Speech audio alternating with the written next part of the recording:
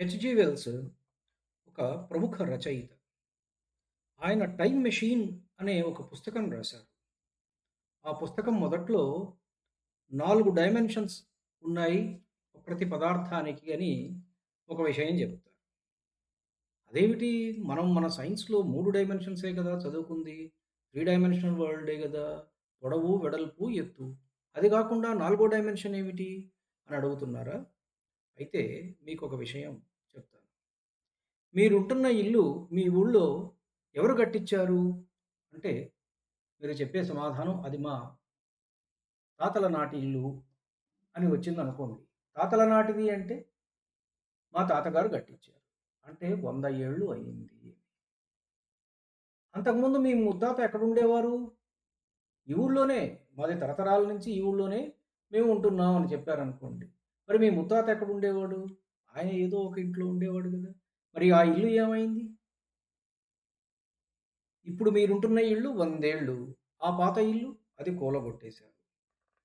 అంటే పాత ఇల్లు ఎంతకాలం ఉంటుందేమిటి? అది పడిపోతే దానిని తీసేసి కొత్తది కట్టుకున్నాం.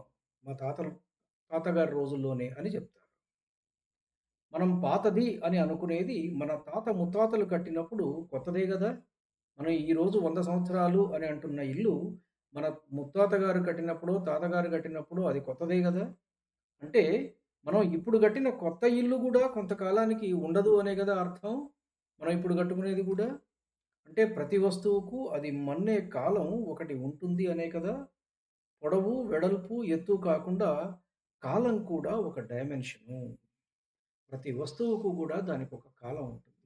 మీరు జాగ్రత్తగా ఆలోచిస్తే మీకు ఒక 60 ఏళ్ల వయసు ఉన్నవాళ్ళో, లేకపోతే 50 ఏళ్ల వయసు ఉన్నవాళ్ళో అయినట్లయితే, మీరు జీవితం మొదలుపెట్టినప్పుడు 25 ఏళ్ల వయస్సులో మొదలుపెట్టినప్పుడు, ఆ సమయంలో మీరు కొన్న వస్తువులు ఈరోజు ఉన్నాయా?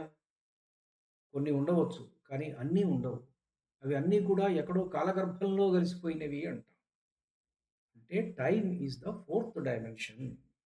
అంటే సృష్టిలోని పదార్థం అంతా కూడా పుట్టటం, చావటం అనివార్యం. యదృశ్యం తన్నశ్యం. మనకు ఏదైతే కనపడుతుందో అది నశించి తీరుతుంది అన్నమాట. సరే అదంతా నశించి ఎక్కడ లీనమవుతుంది? అంటే ఆయనలో లీనమవుతుంది. మరలా ఎలా పుడుతున్నది? ఆయన సంకల్పం చేత పుడుతున్నది. ఈ సంకల్పం ఏమిటి? సంకల్పం ఉదాహరణకు మనం ఒక ఇల్లు కట్టాలి అని అనుకున్నాం. మళ్ళా ఇంటి దగ్గరికే వస్తున్నా. ఇల్లు కట్టాలి అనుకున్నప్పుడు ఆ ఇంటి డిజైన్ ఈ విధంగా ఉండాలి. బెడ్‌రూమ్స్ ఇన్ని ఉండాలి. కిచెన్ ఇట్లా ఉండాలి. డ్రాయింగ్ రూమ్ ఇట్లా ఉండాలి. కిచెన్‌లో ఈ విధంగా కప్‌బోర్డ్స్ ఉండాలి. డ్రాయింగ్ రూమ్‌లో ఇలా ఉండాలి. బెడ్‌రూమ్ ఈ విధంగా ఉండాలి. అటాచ్డ్ బాత్రూమ్స్ ఈ విధంగా ఉండాలి అని చెప్పి మన మెదడులో ముందు ఒక స్కెచ్ వేసుకొని, ఆ స్కెచ్‌కి అనుగుణంగా ఇంజినీర్‌కి చెప్పి మళ్ళా దానిని గీయించి, దానిని భూమి మీద డిజైన్ చేసుకొని, దాని గోడలు లేపి ఆ విధంగా వచ్చేటట్టు చేస్తాం. అంటే మొట్టమొదట ఇల్లు ఎక్కడ ఉన్నది? మన సంకల్పంలో ఉన్నది. మన ఊహల్లో ఉన్నది. మన మనస్సులో ఉన్నది. అంటే ఈ భావనకు, ఈ సంకల్పానికి రూపం వస్తే అది మన ఇల్లు అయింది. అదేవిధంగా ఈ సృష్టి ఇంత గొప్పది, ఇన్ని బ్రహ్మాండాలు, ఈ విధంగా భూమి, ఆకాశము, ఇన్ని రకాల నక్షత్రాలు ఈ విధంగా తిరగటం ఇవన్నీ ఎలా వచ్చాయి? ఇవన్నీ కూడా ఆయన సంకల్పంలో నుంచే వచ్చాయి. ఆ సంకల్పం నుండే ఈ సృష్టి జరిగింది. అందుకే ఈ జగత్తు అంతా కూడా భావన. ఎవరి భావన? ఆయన భావన. పరమాత్మ భావన. ఆయన సంకల్పం. మరి ఈ సంకల్పాలన్నీ ఎట్లా పుడుతున్నాయి, పోతున్నాయి ఆయన సంకల్పాలు. ఓ కౌంతేయ, ఓ అర్జున, కల్పాంతమందు భూతములన్నీయు నా ప్రకృతినే చేరును. మరల కల్పాదియందు నేనే మరల వాటిని సృజించుచున్నాను. సర్వభూతాని కౌంతేయ ప్రకృతిం యాంతి మామికాం. కల్పక్షయే పునస్తాని కల్పాదౌ విసృజామ్యహం. ధన్యుణ్ణి. నమస్కారం.